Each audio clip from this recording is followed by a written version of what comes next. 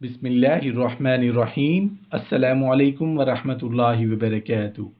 نکاح میں چھپے کچھ پوشیدہ راز۔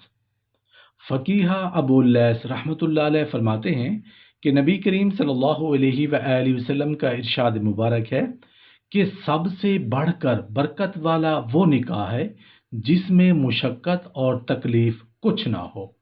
ایک اعرابی کا مقولہ ہے کہ نکاح اور شادی میں 1 مہینے کے لیے فرحت اور مسرت ہے، پھر زمانہ بھر کے غم اور مہر کا بوجھ ہوتا ہے اور کمر ٹوٹ جاتی ہے۔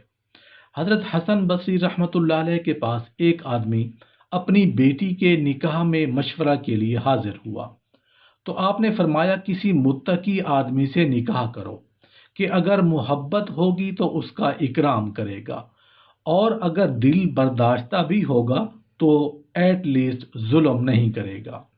کہتے ہیں کہ ایک آدمی حضرت داؤد علی نبینا علیہ الصلاۃ والسلام کی خدمت میں حاضر ہوا، عرض کیا کہ میں نکاح کرنا چاہتا ہوں، مناسب مشورہ اور ارشاد فرمائیے۔ فرمایا میرے بیٹے سلیمان علیہ السلام کے پاس جاؤ اور ان سے مشورہ پوچھو۔ ابھی 7 سال کے بچے تھے۔ وہ شخص حضرت سلیمان علیہ السلام کی طرف چل دیا۔ کیا دیکھتا ہے کہ آپ بچوں کے ساتھ کھیل رہے ہیں اور ایک کانے پر سوار ہیں۔ وہ شخص قریب آ کر کہنے لگا، میرا نکاح کرنے کا ارادہ ہے، مشورہ کے لیے آیا ہوں۔ حضرت سلیمان علیہ السلام نے جواب دیا، سرخ سونے کا انتخاب کر یا سفید چاندی کا، اور گھوڑے سے بچ کر رہے، کہیں لات نہ لگا دے۔ سائل اس جواب کو نہ سمجھ سکا۔ حضرت داؤد علیہ السلام نے اسے کہہ رکھا تھا کہ واپس آ کر مجھے جواب بتا کر جانا۔ اس نے واپس آ کر حضرت سلیمان علیہ السلام کو جواب سنایا تو حضرت داؤد علیہ السلام نے فرمایا کہ سرخ سونے سے مراد باکرا عورت ہے اور سفید چاندی سے مراد نوجوان بیوہ ہے، اور گھوڑے سے بچ کر کہیں لات نہ لگا دے، اس کا مطلب یہ ہے کہ بوڑھیا عورت اور عیال دار بیوہ سے پرہیز کرنا۔ روایت میں ہے کہ بنی اسرائیل کے آدمی نے یہ طے کر لیا کہ جب تک 100 آدمیوں سے مشورہ نہ کر لوں نکاح نہیں کروں گا۔ اس نے 99 آدمیوں سے مشورہ کیا اور ایک باقی تھا۔ دل میں یہ عہد کر لیا کہ کل سب سے پہلے جس شخص سے ملاقات ہوگی اس سے مشورہ لوں گا اور اسی کی رائے پر عمل کروں گا۔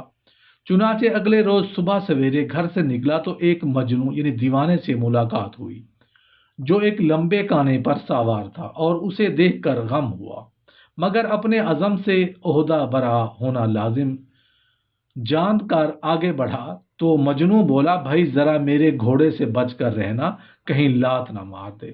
یہ شخص بولا، ذرا اپنا گھوڑا روکو، میں تجھ سے کچھ پوچھنا چاہتا ہوں۔ مجنوں ٹھہر گیا۔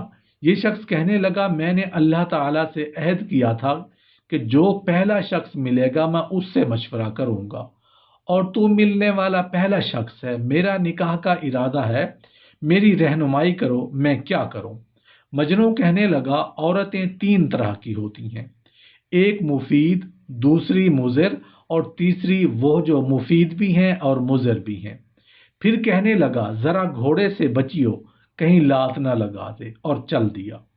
یہ شخص دل میں کہنے لگا، اس کی وضاحت تو پوچھی ہی نہیں، اس کے پیچھے بھاگا۔ جانے والا، ذرا اپنا گھوڑا روکو، وہ ٹھہر گیا۔ یہ قریب جا کر کہنے لگا، میں تیری بات اچھی طرح سے نہیں سمجھ سکا، ذرا اس کی تفصیل سنا دو۔ وہ کہنے لگا، مفید عورت تو باکرا ہے جو دل سے تیرے ہی ساتھ محبت کرے گی، کسی اور کو وہ جانتی ہی نہیں، اور مضر عورت وہ ہے جو پہلے شادی کر چکی ہے اور اولاد والی ہے، وہ مال تیرا کھائے گی اور پہلے خاوند کو روتی رہے گی۔ اور جو عورت مفید بھی ہے اور مضر بھی، یہ وہ ہے جو پہلے شادی کر چکی ہے مگر اس کی اولاد نہیں ہے۔ اگر تو پہلے دن سے اس کے ساتھ اچھا ثابت ہوا تو وہ تیرے لیے مفید ہوگی ورنہ مضر۔ حضرت انس بن مالک رضی اللہ عنہ سے روایت ہے کہ نبی کریم صلی اللہ علیہ وآلہ وسلم نکاح کا حکم فرمایا کرتے اور تجرد کی زندگی یعنی بلا نکاح رہنے سے منع فرمایا۔ نیز فرمایا کرتے کہ زیادہ بچے جننے والی اور بہت محبت کرنے والی عورتوں سے شادی کیا کرو کہ میں دوسرے انبیاء علیہ السلام کے مقابلہ میں تمہاری کثرت پر فخر کروں گا۔ حضرت عبداللہ بن عمرو بن عاص رضی اللہ عنہ نبی کریم صلی اللہ علیہ وآلہ وسلم کا ارشاد نقل کرتے ہیں کہ 4 قسم کے لوگوں پر اللہ تعالیٰ لعنت کرتے ہیں اور فرشتے آمین کہتے ہیں۔